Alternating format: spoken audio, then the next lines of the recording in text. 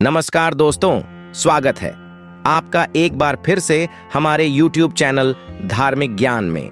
दोस्तों, यदि आप अपने लाइफ में कुछ नया सीखने की चाह रखते हैं तो आज ही हमारे चैनल को सब्सक्राइब कर लें और पूरी जानकारी पाने के लिए वीडियो के अंत तक बने रहें, क्योंकि अधूरा ज्ञान विष के समान होता है।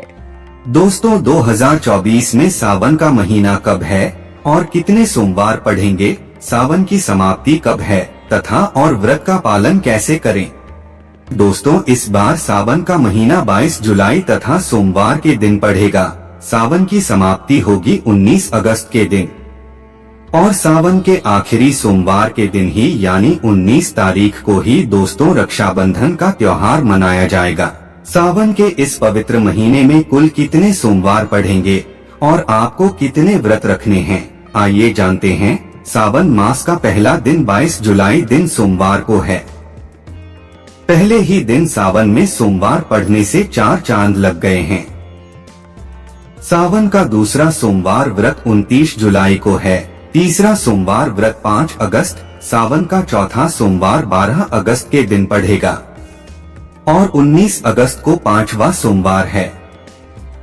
दोस्तों, ऐसे में कुल मिलाकर 5 सोमवार। दोस्तों, ऐसे में आइए हम जानते हैं सावन के इस पवित्र महीने में कौन सी गलती नहीं करनी चाहिए जिससे कि शिव नाराज ना हो, और सावन व्रत में यह फल तो कभी मत खाना, नहीं तो भगवान भोले बाबा आपसे क्रोधित हो सकते हैं। कुछ ऐसी असावधानियां जिसे भूलकर भी नहीं करना चाहिए। दोस्तों, नंबर 1, शास्त्रों में कहा गया है कि व्रतधारी को उधार मांगकर फल आदि नहीं खाने चाहिए, इससे पाप लगता है और व्रत अधूरा रह जाता है। सोमवार का व्रत हो या कोई भी व्रत क्यों ना हो, पड़ोसियों से मांग कर भी व्रत आदि में फल वगैरह नहीं खाने चाहिए। व्रत में उधार मांगकर खाने से व्यक्ति का व्रत झूठा हो जाता है। ईश्वर की शरण में आने पर व्यक्ति को झूठ नहीं बोलना चाहिए, नहीं लेना चाहिए, चुगली आदि नहीं करनी। व्रत में कम से कम उधार मांगकर फल आदि नहीं खाना चाहिए, इससे पाप लगता है और व्यक्ति की पवित्रता भंग हो जाती है। दोस्तों, नंबर 2, सोमवार का व्रत हो या सावन का व्रत, आपको नाशपाती नहीं खाना चाहिए। दरअसल इस फल का नाम नाश यानी नाश करने वाला होता है, इसलिए इस फल को व्रत में नहीं खाना चाहिए।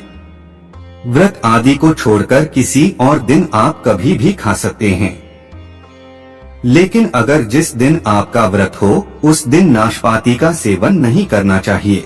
दोस्तों, सावन का महीना बड़ा ही पवित्र महीना माना गया है, इसीलिए यह 5 चीजें भगवान शंकर के पास कभी ना रखें। तो चलिए जानते हैं। दोस्तों, नंबर 1, जहां शिवलिंग या महादेव की कोई भी प्रतिमा हो तो वहां पर भूलकर भी चप्पल जूते लेकर नहीं जाना चाहिए। जरा सोचिए, जब आपके कमरे में कोई चप्पल लेकर प्रवेश करता है तो आपको कितना क्रोध आता है। इसी प्रकार महादेव भी आपसे नाराज हो जाते हैं और आपको मिलने वाला फल नष्ट हो जाता है। ऐसे में मंदिर में नंगे पांव ही प्रवेश करना चाहिए, क्योंकि चमड़े की चप्पल हमेशा अशुद्ध रहती है, इससे देव शक्ति नाराज होती है। दोस्तों, नंबर 2, अक्सर महिलाओं को मासिक धर्म आ जाता है और वो बिना किसी को बताए पूजा पाठ कर लेती है, जो कि शास्त्रों में वर्जित माना गया है। इस समय महिलाओं को जानकर भी अनजान नहीं बनना चाहिए। अगर आपको मासिक पीड़ा है तो घर के बने मंदिर में या बाहर बने मंदिर में कभी प्रवेश नहीं करना चाहिए, इससे देव शक्तियां नाराज होकर आपसे क्रोधित हो सकती है। ऐसे समय में शिवलिंग को छूना घोर पाप के बराबर माना गया है। जरा सोचिए, ऐसी अवस्था में जब महिला को बुरा लगता है तो ईश्वर को कितना बुरा लगेगा। इसीलिए महिलाओं को ऐसी अवस्था में मंदिर यात्रा, घर में पूजा पाठ, भगवान की प्रतिमा को छूना या तुलसी में पानी भी नहीं डालना चाहिए। तुलसी का पौधा भी सूख जाता है। जब देव शक्तियां नाराज होती है तो लाजमी है कि घर में कंगाली और गरीबी लड़ाई झगड़े होने लगते हैं, ऐसा कभी मत करना। दोस्तों नंबर 3, शास्त्रों में बताया गया है कि जहाँ होता है शिवलिंग तो वहाँ पर सभी शक्तियाँ सक्रिय होती हैं। और अगर घर में होता है शिवलिंग तो वह व्यक्ति महादेव की कृपा सदैव पा लेता है। वास्तु शास्त्र के अनुसार शिवलिंग से हर वक्त ऊर्जा का संचार होता रहता है, इसीलिए शिवलिंग पर जलधारा हमेशा होनी चाहिए, जो ऊर्जा को शांत रखता है। कुछ लोग अपने घर में शिवलिंग तो रख लेते हैं, लेकिन वह 1 हफ्ते के बाद जल चढ़ाते हैं, जो कि बिल्कुल भी अच्छा नहीं माना जाता। अगर आप जल नहीं चढ़ा सकते तो आप अपने घर में शिवलिंग स्थापित कभी ना करें, जो कि गरुड़ पुराण में बताया गया है। इससे उल्टा घर में विनाश होता है। दोस्तों नंबर 4, शास्त्रों में बताया गया है कि तुलसी और महादेव का बैर माना गया है। इसी कारण तुलसी में शिवलिंग और गणेश की प्रतिमा को नहीं रखा जाता। कई लोग जाने अनजाने में शिवलिंग को तुलसी में रख देते हैं और घर में परेशानियां आना शुरू हो जाती हैं। इससे महाशक्तियां क्रोधित हो जाती है। शिवलिंग पर तुलसी भी नहीं चढ़ना चाहिए। तुलसी में और शिवलिंग में कुछ दूरी होनी चाहिए। दोस्तों नंबर 5, घर का मंदिर या बाहर का मंदिर, किसी भी मंदिर में ऐसे व्यक्ति को प्रवेश नहीं करना चाहिए जिसने स्त्री प्रसंग अर्थात संभोग किया हो या उसने मांस खाया हो। अगर आप शारीरिक रूप से गंदे हैं तो मंदिर के आसपास भी नहीं जाना चाहिए। घर के बने मंदिर में कोई कपड़ा आदि डाल देना चाहिए। जरा आप ही सोचिए, क्या आप मांस खाकर या स्त्री के साथ शारीरिक संबंध बनाकर भगवान के पास जाएंगे? और क्या वह आपसे प्रसन्न होंगे? बिल्कुल भी नहीं। वह आपसे क्रोधित हो सकते हैं। शास्त्रों में इसे घोर पाप माना गया है। इससे व्यक्ति नरक में जाता है। ऐसा दुष्ट स्वभाव मनुष्य की बर्बादी का कारण माना गया है। ऐसा ना करें। ईश्वर के सामने हमेशा नहा धोकर मन पवित्र लेकर ही जाना चाहिए। इससे सभी शक्तियां आपसे प्रसन्न रहती हैं। दोस्तों सावन के महीने में महादेव को ऐसे बेलपत्र कभी मत चढ़ाना, बहुत ही अशुभ माना जाता है। दोस्तों पौराणिक मान्यताओं के अनुसार बेलपत्र चढ़ाने से शिव जी का मस्तक शीतल रहता है। बेलपत्र से भगवान शिव की पूजा करने से दरिद्रता दूर होती है और व्यक्ति सौभाग्यशाली बनता है। इससे हनुमान जी भी प्रसन्न होते हैं, क्योंकि वे शिव के ही अवतार हैं और इस बात को शायद ही कोई जानता हो। दोस्तों पहले आप यह जानें कि बेलपत्र का उपयोग और इसके लाभ कैसे मिलते हैं।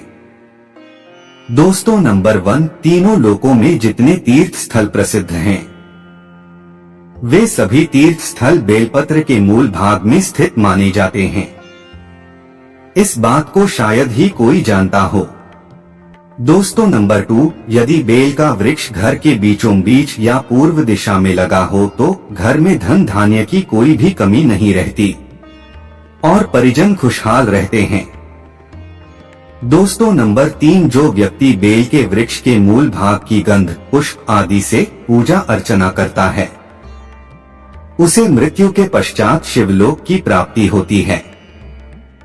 दोस्तों अब जानते हैं बेलपत्र से जुड़ी कुछ खास बातें। चतुर्थी, अष्टमी, नवमी, चतुर्दशी और अमावस्या तिथियों को संक्रांति के समय और सोमवार को बेलपत्र नहीं तोड़ना चाहिए।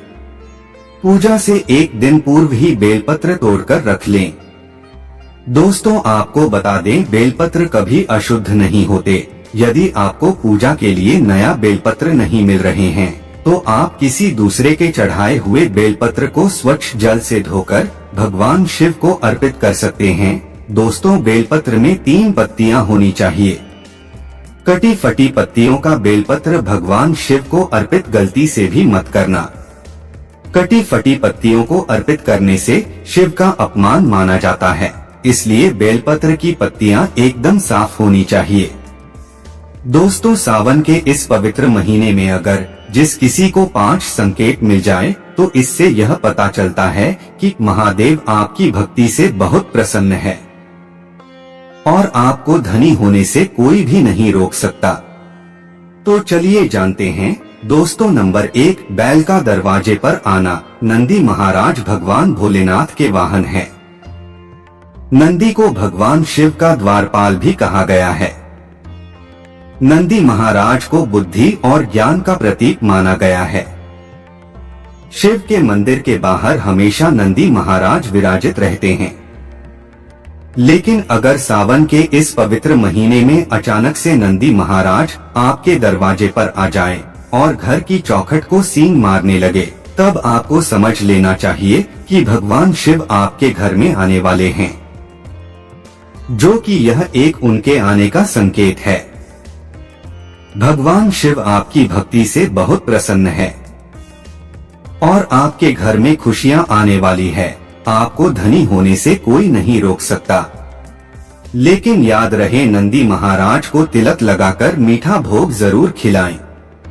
दोस्तों नंबर 2, सावन के पवित्र महीने में अचानक से आपके सपनों में अगर शिवलिंग दिखाई दे जाए, अर्थात भगवान शिव दिखाई दे जाए, तो इसे आपको यह समझना चाहिए कि अब आपके जीवन से परेशानियों का अंत जल्दी हो जाएगा। भगवान शिव आपकी सच्ची आराधना भक्ति से बहुत खुश है और वह आपके घर में आने वाले हैं। ऐसे में याद रहे, शिव की भक्ति में कोई भी कमी नहीं आनी चाहिए।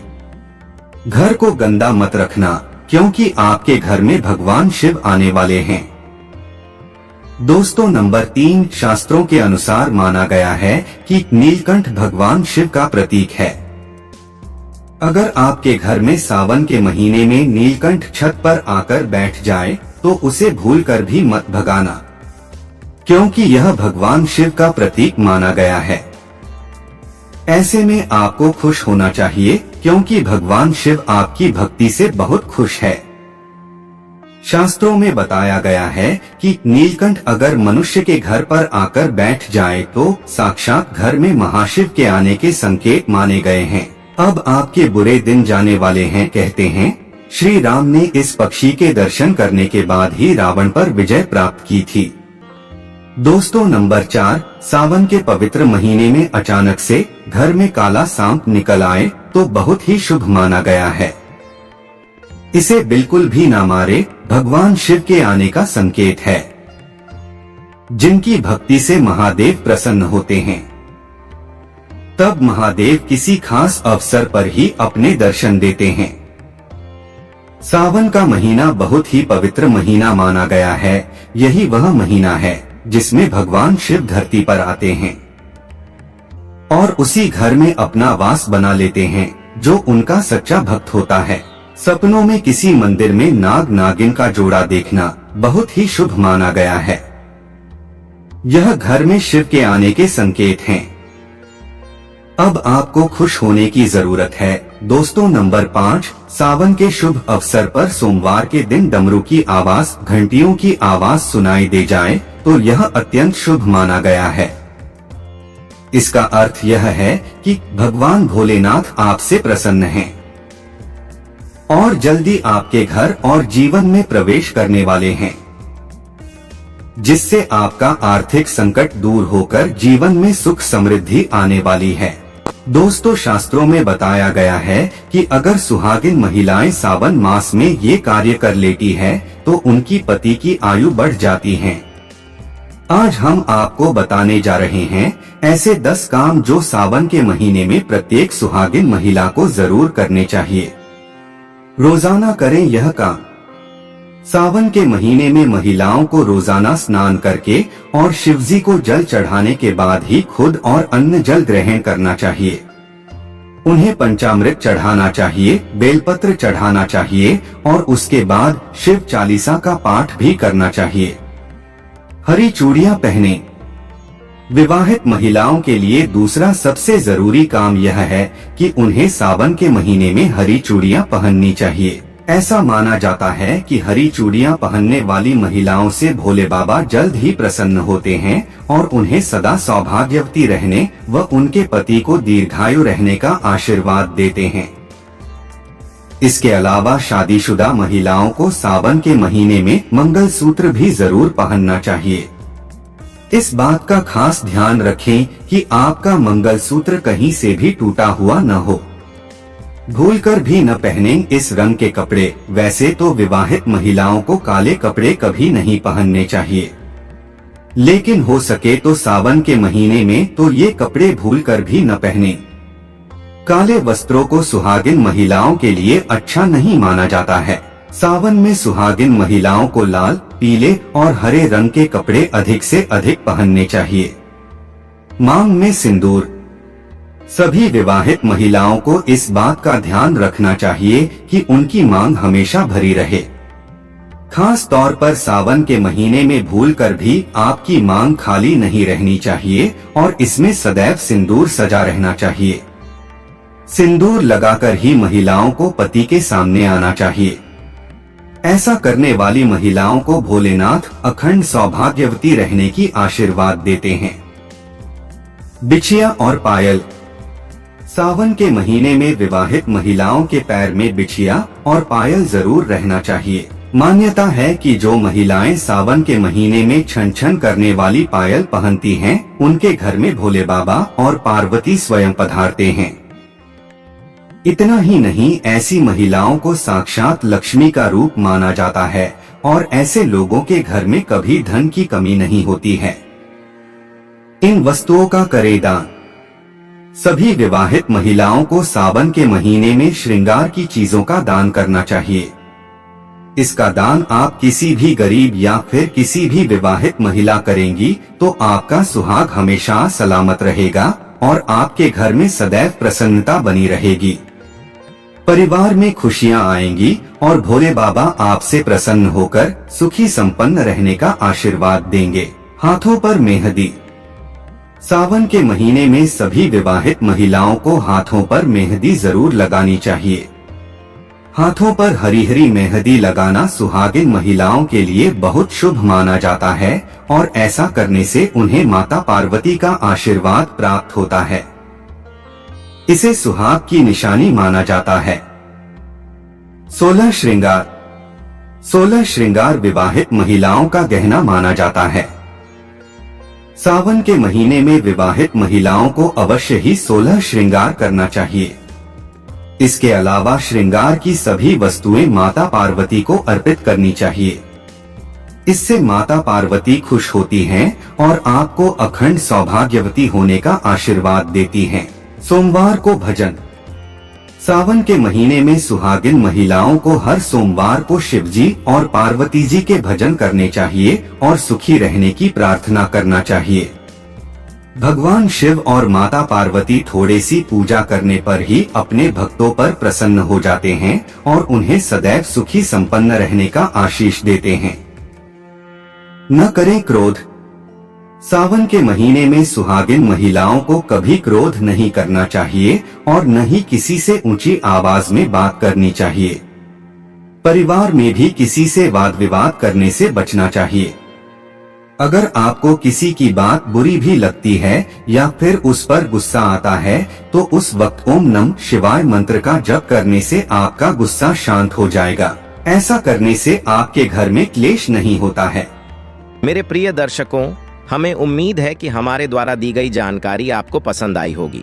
तो आप लोगों से हमारा एक छोटा सा रिक्वेस्ट है कि आप लोग ऐसी ही इंटरेस्टिंग जानकारी पाने के लिए हमारे चैनल को सब्सक्राइब कर लें। साथ ही वीडियो को लाइक और शेयर करके कमेंट में हर हर महादेव लिखना ना भूलें। मिलते हैं अगली वीडियो में ऐसी ही महत्वपूर्ण जानकारी लेकर। तब तक के लिए अपना ख्याल रखें, स्वस्थ रहें, मस्त रहें। नमस्कार, धन्यवाद।